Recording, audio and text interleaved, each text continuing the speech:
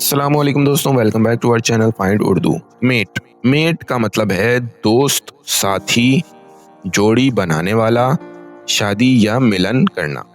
Met के 3 मायने होते हैं, दोस्त या साथी, जब कोई आपका दोस्त या पार्टनर हो। जोड़ी बनाने वाला, जब 2 लोग या जानवर मिलकर जोड़ी बनाते हैं। गेम में हरा देना, चेस में चेकमेट का मतलब होता है हराना। He is my best mate, वो मेरा बेहतरीन दोस्त है। बर्ड्स मेट इन स्प्रिंग, परिंदे बहार में जोड़ी बनाते हैं। ही चेकमेटेड हिज ओपोनेंट, उसने अपने मुकाबिल को हरा दिया। तो दोस्तों, मेट का मतलब है दोस्त, जोड़ी बनाना या गेम में हरा देना। उम्मीद है अब आपको मेट का मतलब समझ में आ गया होगा। मिलते हैं नेक्स्ट वीडियो में, शुक्रिया।